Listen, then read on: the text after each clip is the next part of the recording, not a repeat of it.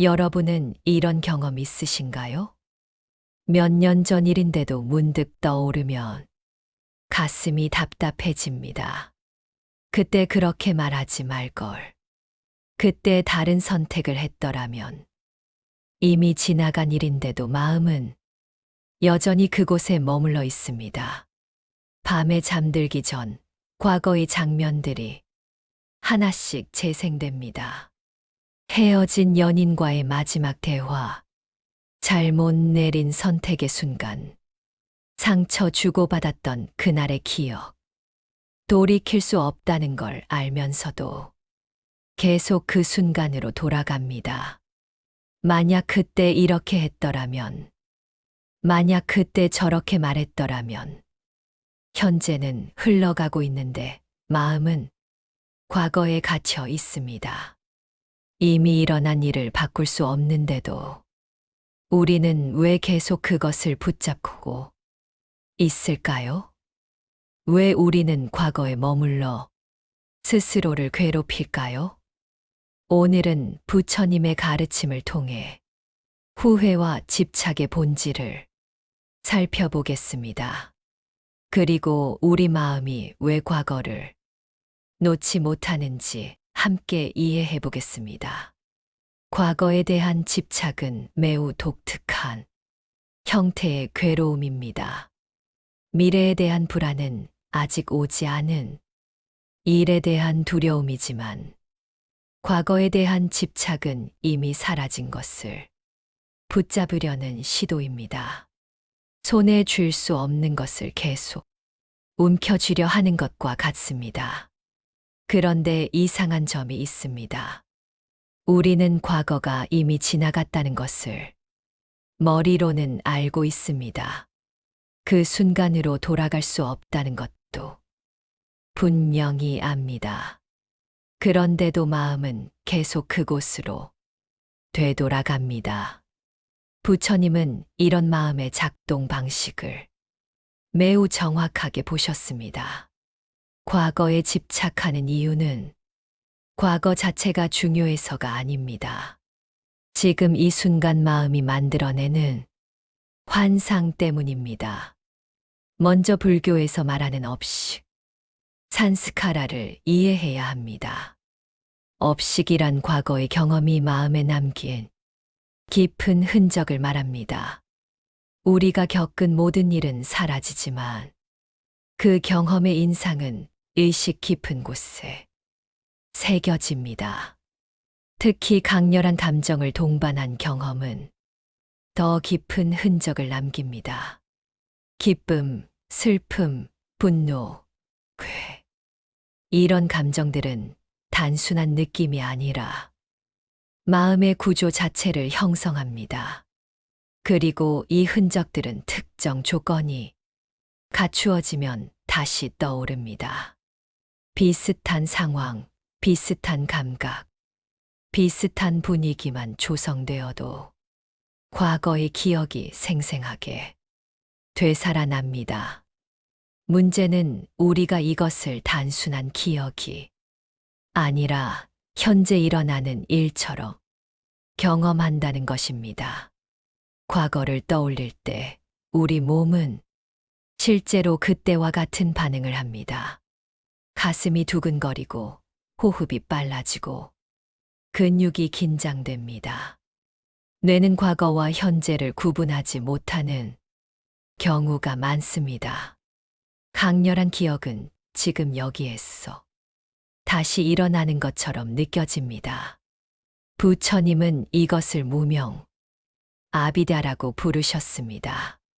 실제와 환상을 구분하지 못하는 근본적인 무지입니다. 과거는 이미 사라졌지만 우리는 그것이 아직 존재한다고 느낍니다. 더 정확히 말하면 과거 자체가 아니라 과거에 대한 기억, 그 기억에 대한 감정, 그 감정에 대한 집착이 지금 여기에 존재합니다. 그런데 왜 우리는 특정 과거에만 집착할까요?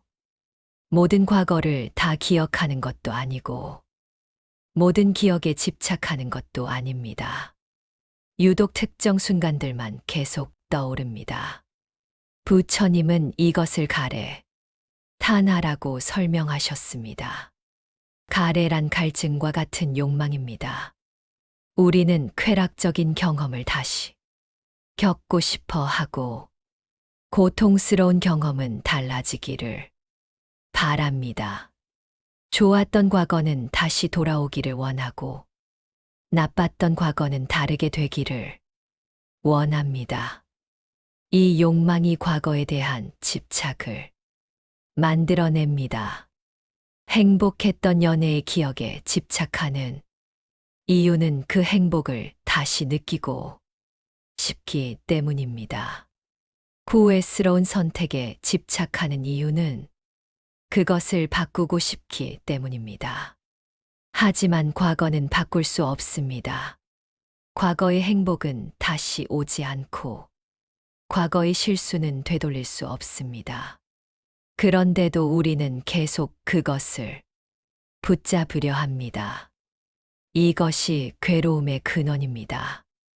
여기에 또 하나의 중요한 요소가 있습니다.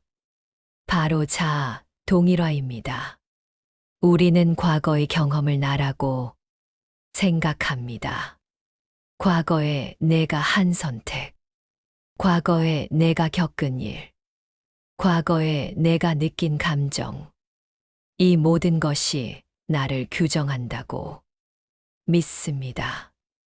특히 후회스러운 과거는 나를 부정적으로 규정합니다. 그때 그런 선택을 한 나는 잘못된 사람이야. 그때 그렇게 행동한 나는 부족한 사람이야. 이렇게 과거와 나를 동일시하면 과거를 노는 것이 나를 노는 것처럼 느껴집니다. 과거를 받아들이는 것이 잘못된 나를 받아들이는 것처럼 느껴집니다. 그래서 우리는 과거를 바꾸려 애씁니다. 과거를 바꿀 수 없다는 걸 알면서도 머릿속에서 계속 다시 써봅니다. 만약 그때 이렇게 했다면, 만약 그때 저렇게 말했다면, 이것은 과거를 바꾸려는 시도가 아닙니다.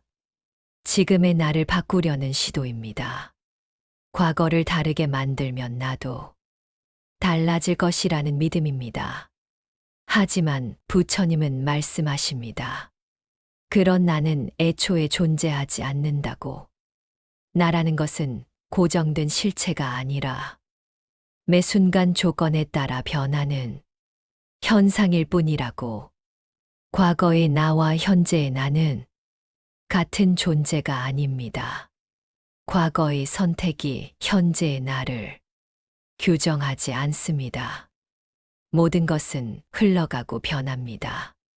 그런데 우리는 이 사실을 모릅니다.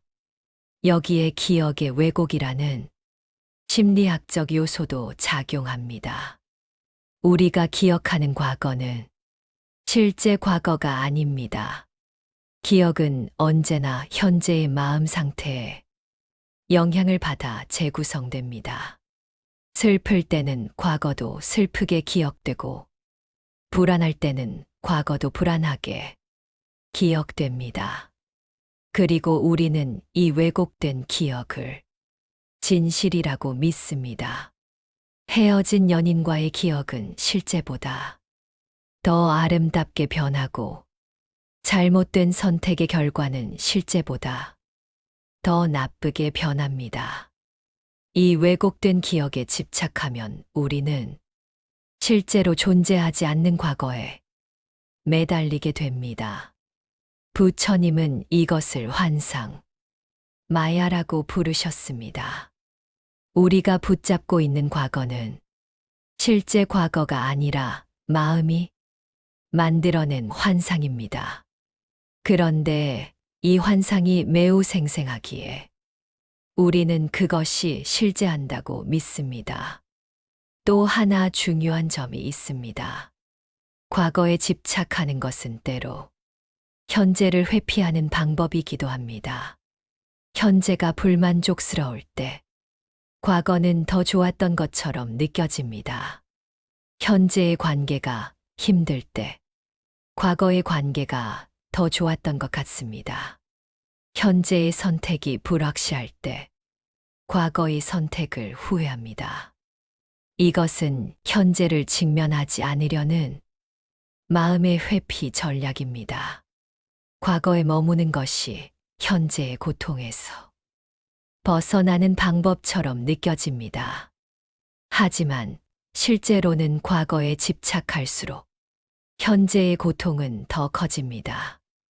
왜냐하면 과거에 머무는 동안 현재는 흘러가고 있기 때문입니다. 지금 이 순간 할 수 있는 일들을 놓치고 있기 때문입니다. 부처님은 이것을 방일, 밤마다라고 경고하셨습니다. 깨어있지 않고 흐리멍덩하게 시간을 보내는 것, 과거에 집착하는 것은 현재를 놓치는 것이고, 현재를 놓치는 것은 삶을 놓치는 것입니다. 그렇다면 왜 우리는 이 모든 것을 알면서도 과거를 놓지 못할까요? 이유는 간단합니다. 과거에 집착하는 것이 익숙하기 때문입니다. 오랫동안 반복해온 습관이기 때문입니다. 부처님은 이것을 업의 힘이라고 설명하셨습니다. 과거에 집착하는 패턴이 깊이 새겨져 있으면 조건만 갖추어지면 자동으로 그 패턴이 작동합니다. 의식적으로 노력하지 않으면 습관의 힘이 우리를 계속 과거로 끌고 갑니다. 현대 심리학에서는 이것을 반추라고 부릅니다. 같은 생각을 반복해서 되새김질하는 마음의 습관입니다. 반추는 문제를 해결하려는 시도처럼 보이지만 실제로는 문제를 악화시킵니다. 과거를 계속 떠올린다고 했어. 과거가 바뀌지 않습니다. 오히려 그 기억이 더 강화되고 감정이 더 깊어질 뿐입니다. 그런데도 우리는 멈추지 못합니다. 왜냐하면 반추 자체가 뭔가를 하고 있다는 느낌을 주기 때문입니다. 가만히 있는 것보다 뭔가 생각하는 것이 낫다고 느낍니다. 하지만 부처님은 말씀하십니다. 잘못된 노력은 노력하지 않는 것보다 더 해롭다고. 과거를 붙잡는 것은 노력이 아니라 집착이고, 집착은 언제나 괴로움을 만든다고. 우리가 이해해야 할 핵심은 이것입니다. 과거는 이미 사라졌지만 마음은 여전히 그곳에 머문다. 과거가 문제가 아니라 과거에 대한 집착이 문제다. 과거 자체가 괴로움을 주는 것이 아니라 과거를 붙잡는 마음이 괴로움을 만든다. 부처님은 이것을 연기법으로 설명하셨습니다. 모든 것은 조건에 따라 일어난다는 가르침입니다. 과거에 대한 집착도 조건이 모이면 일어나고 조건이 흩어지면 사라집니다. 무지라는 조건, 가래라는 조건, 동일시라는 조건, 습관이라는 조건. 이 조건들이 모였을 때 과거에 대한 집착이 일어납니다. 그리고 이 조건들을 이해하고 다루는 법을 배우면 집착도 자연스럽게 사라집니다. 이것은 매우 희망적인 메시지입니다. 과거에 대한 집착이 나의 본성이 아니라는 뜻이기 때문입니다. 조건이 만들어낸 일시적 현상이라는 뜻이기 때문입니다. 조건을 바꾸면 마음도 바뀝니다. 오늘 우리는 과거 집착의 근원을 살펴보았습니다. 업식이라는 마음의 흔적, 가래라는 욕망의 본질, 자아 동일화라는 착각, 기억의 왜곡이라는 현상, 그리고 습관의 힘. 이 모든 것이 모여서 우리를 과거에 붙잡아 둡니다. 하지만 이 조건들을 이해하는 것만으로도 이미 변화가 시작됩니다. 문제의 본질을 아는 것이 해결의 첫걸음이기 때문입니다. 그렇다면 구체적으로 어떻게 해야 할까요? 과거의 후회와 미련에서 실제로 벗어나는 방법은 무엇일까요? 부처님이 가르치신 실천의 기술은 무엇일까요? 과거의 기억이 떠오르는 순간을 본 적이 있으신가요? 정확히 그 순간을 말입니다. 평온하게 있다가 갑자기 과거로 끌려가는 그 찰나. 대부분의 사람들은 이미 기억 속에 빠져 있습니다. 그 마음이 일어나는 과정은 보지 못합니다. 하지만 부처님은 바로 그 순간을 보라고 하셨습니다. 과거로 끌려가기 직전의 미세한 마음의 움직임을 이제 우리는 그 순간으로 들어가 보겠습니다. 과거에 대한 집착이 일어나는 바로 그 찰나를 관찰하고 그 안에서 자유로워지는 길을 함께 찾아보겠습니다. 이 순간을 상상해 보십시오. 당신은 조용히 커피를 마시며 창밖을 바라보고 있습니다. 그런데 갑자기 몇 년 전 헤어진 연인이 떠오릅니다. 그 순간 무슨 일이 일어날까요? 가장 먼저 몸에 변화가 옵니다. 가슴 한쪽이 묵직해지고 호흡이 조금 얕아지며 어깨에 긴장이 생깁니다. 이것은 생각보다 먼저 일어나는 신체 반응입니다. 그 다음 감정이 밀려옵니다. 그리움, 아쉬움, 후회, 미련이 한꺼번에 몰려옵니다. 그리고 마지막으로 생각이 시작됩니다. 그때 그렇게 하지 말 걸. 다시 돌아갈 수만 있다면 우리는 보통 이 생각에만 집중합니다. 하지만 그 전에 이미 몸과 감정이 먼저 반응했습니다. 부처님은 이 모든 과정을 사념쳐 4가지 알아차림의 터전으로 설명하셨습니다. 몸의 감각, 느낌의 톤, 마음의 상태, 그리고 현상 자체. 과거에 대한 집착이 일어날 때도 이 4가지가 함께 작동합니다. 먼저 몸이 반응하고, 느낌이 일어나고, 마음이 움직이고 생각이 나타납니다. 그런데 우리는 이 과정을 하나로 뭉뚱그립니다. 과거의 기억과 지금의 나를 동일시합니다. 그 순간의 후회가 곧 나라고 믿습니다. 하지만 부처님은 말씀하십니다. 이 모든 것을 분리하여 보라고, 각각을 따로 관찰하라고, 과거 집착이 일어나는 순간으로 다시 돌아가 봅시다. 이번에는 관찰자의 자리에서 바라봅니다. 먼저 몸을 느껴봅니다. 아, 가슴이 무거워지고 있구나. 목구멍이 메어오고 있구나. 이것은 판단이 아니라 단순한 관찰입니다. 그 다음 느낌을 알아차립니다. 지금 슬픈 느낌이 있구나. 그리움이라는 감정이 일어나고 있구나. 마찬가지로 이름만 붙일 뿐 개입하지 않습니다. 그리고 마지막으로 생각을 봅니다. 그때로 돌아가고 싶다는 생각이 떠올랐구나. 여기서 중요한 점은 생각을 사실로 받아들이지 않는다는 것입니다. 생각은 그저 떠오른 현상일 뿐입니다. 이렇게 분리하여 보는 순간 무슨 일이 일어날까요? 과거 기억과 나 사이의 공간이 생깁니다. 그 기억이 곧 나라는 동일시가 풀립니다. 과거가 나를 지배하는 것이 아니라 과거에 대한 생각이 일어나고 있다는 것을 알게 됩니다. 부처님은 이것을 윗바사나 통찰의 명상이라 부르셨습니다. 있는 그대로를 보는 것.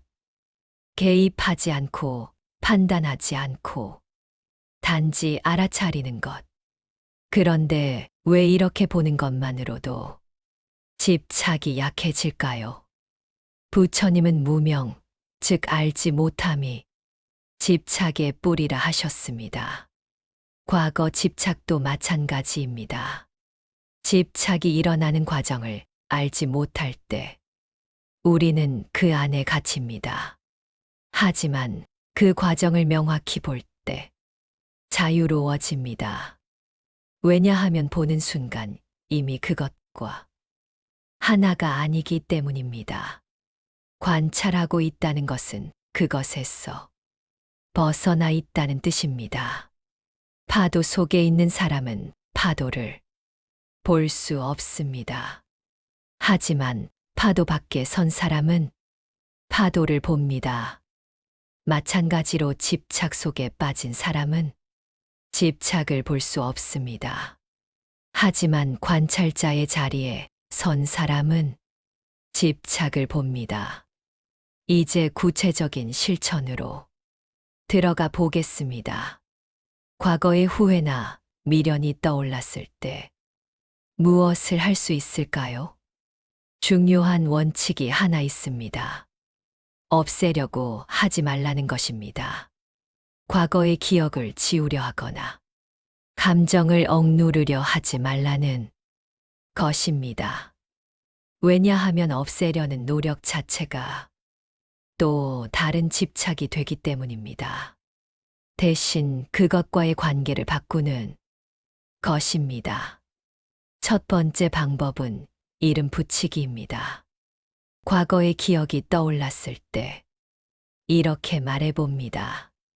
후회가 일어나고 있구나. 미련이라는 마음이 있구나. 과거 생각이 떠올랐구나. 단순해 보이지만 매우 강력한 방법입니다. 이름을 붙이는 순간 그것과의 거리가 생깁니다.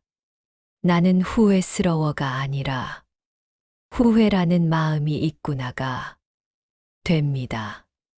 이 차이는 엄청납니다. 전자는 나를 규정하지만 후자는 그저 관찰합니다. 두 번째 방법은 호흡으로 돌아오는 것입니다.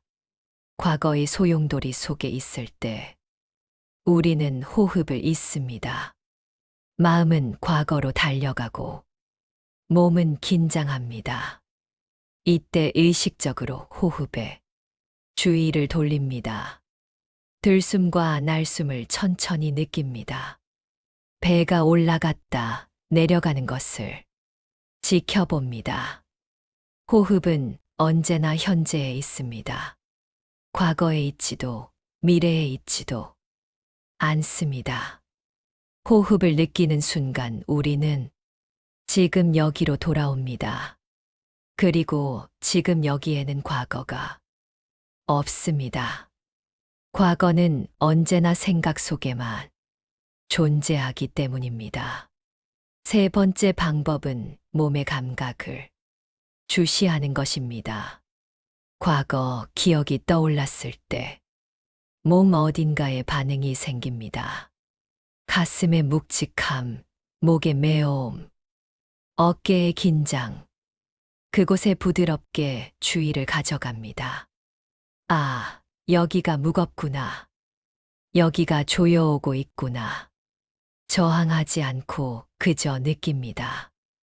놀랍게도 감각을 있는 그대로 느끼기만 해도 그것은 변합니다.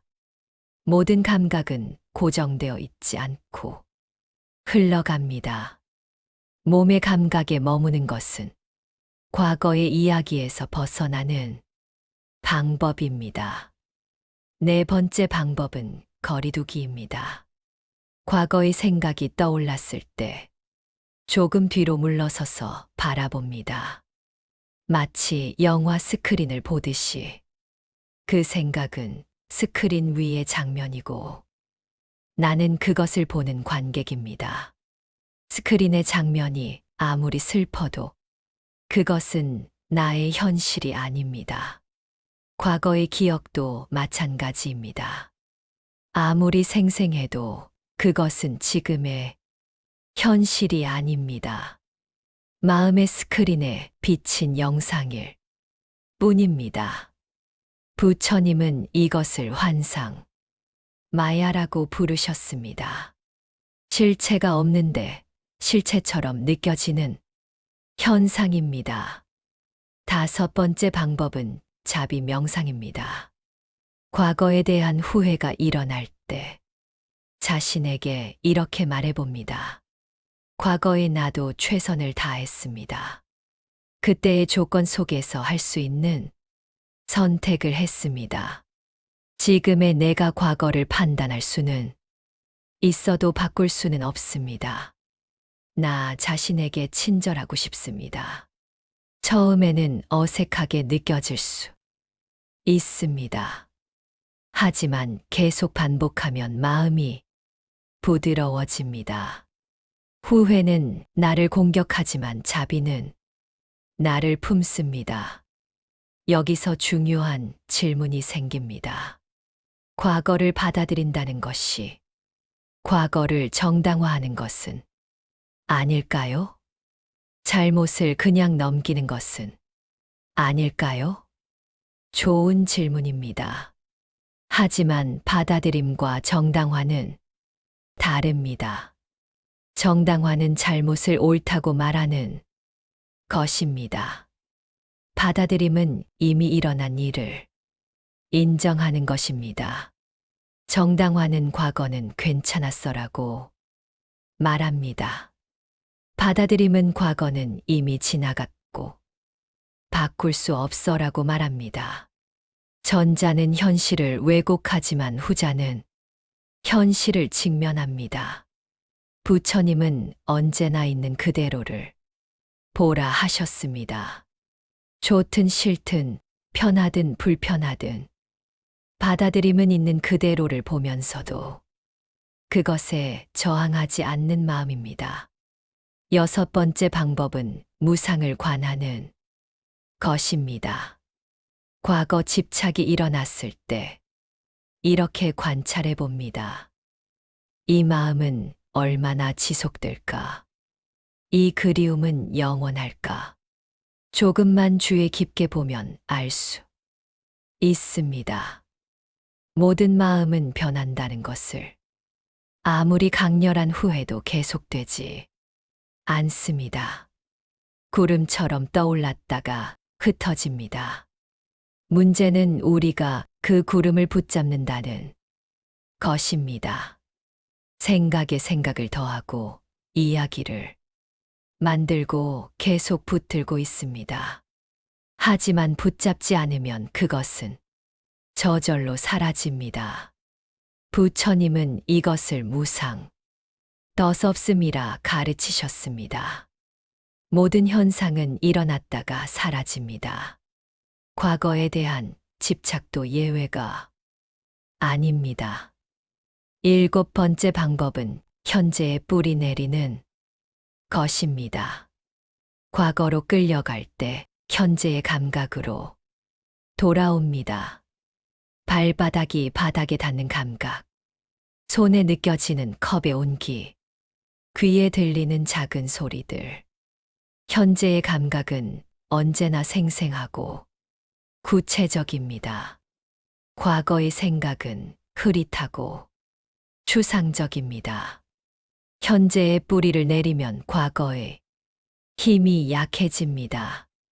마치 햇빛이 비추면 그림자가 흐려지듯이 이 모든 실천의 핵심은 하나입니다. 알아차림입니다. 삿디 깨어 있음입니다. 과거로 끌려가는 순간을 알아차리고 그 마음과의 관계를 바꾸는 것. 없애려 하지 않고 저항하지 않고 그저 있는 그대로 지켜보는 것. 알아차림 자체가 이미 변화입니다. 왜냐하면 알아차리는 순간 무의식적 집착이 멈추기 때문입니다. 습관의 고리가 끊어집니다. 과거에 대한 집착이라는 업식, 습관적 경향성이 약해집니다. 부처님은 이렇게 말씀하셨습니다. 마음은 훈련될 수 있다. 외로울 때, 불안할 때, 무료할 때, 과거가 더 강하게 찾아온다는 것을. 이 지점에서 우리는 깊은 통찰을 얻습니다. 과거는 이미 사라졌고, 남아있는 것은 마음의 그림자뿐이라는 것을. 그 그림자에 실체가 없다는 것을. 부처님은 이것을 슈냐타라 부르셨습니다. 과거라고 붙잡을 고정된 무언가가 없습니다. 과거에 집착하는 나도 없고 집착받는 과거도 없습니다. 단지 조건 따라 일어나는 마음의 흐름만 있을 뿐입니다. 그렇다면 우리는 과거를 어떻게 대해야 할까요? 과거를 부정해야 할까요? 과거를 잊어야 할까요? 그렇지 않습니다. 부처님은 중도를 가르치셨습니다. 과거에 집착하지도 말고 과거를 부정하지도 말라는 것입니다. 대신 과거와 평화롭게 공존하라는 것입니다. 과거를 있는 그대로 받아들이되 그것에 붙잡히지 않는 것. 과거를 기억하되 그 기억이 나를 규정하지 않게 하는 것. 과거에서 배우되 과거에 머물지 않는 것. 이것이 과거와 평화롭게 공존하는 방법입니다. 과거는 나의 일부이지만 나의 전부는 아닙니다. 과거는 나의 역사이지만 나의 정체성은 아닙니다. 과거는 내가 지나온 길이지만 내가 가야 할 길은 아닙니다. 이것을 이해하면 삶이 가벼워집니다. 과거라는 짐을 내려놓을 수 있기 때문입니다. 더 이상 과거가 나를 끌고 가지 않습니다. 과거는 그저 지나간 현상일 뿐입니다. 부처님은 이렇게 말씀하셨습니다. 과거를 쫓지 말고 미래를 바라지 말며 현재에 깨어 있으라.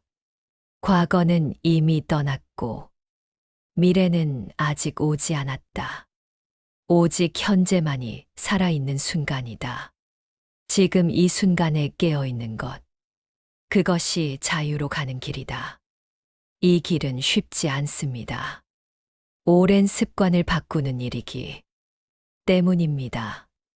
하지만 불가능하지도 않습니다. 부처님을 비롯한 수많은 수행자들이 이 길을 걸어왔습니다. 그리고 자유를 얻었습니다. 과거라는 감옥에서 벗어났습니다. 당신도 그렇게 할 수 있습니다. 지금 이 순간부터 시작하십시오. 과거 생각이 떠올랐을 때 멈추어 서십시오. 그 마음을 바라보십시오. 과거 생각이 일어나고 있구나. 이 한마디면 충분합니다. 당신의 본성도 마찬가지입니다. 과거가 와도, 현재가 와도, 미래가 와도 본성은 변하지 않습니다. 그 본성을 알아차리는 것. 그것이 부처님이 가르치신 길입니다. 오늘 함께 나눈 이야기를 마음에 담아가시기 바랍니다. 과거로 끌려가는 순간을 관찰하고 그 마음을 자비롭게 받아들이고 흘러가는 현상임을 이해하십시오. 이것이 자유로 가는 길입니다. 잠시 눈을 감고 고요히 앉아 보십시오. 호흡을 느끼고 몸을 느끼고 지금 이 순간을 느껴보십시오. 과거는 이미 사라졌습니다. 남아있는 것은 지금뿐입니다. 지금 이 순간 당신은 자유롭습니다. 고맙습니다.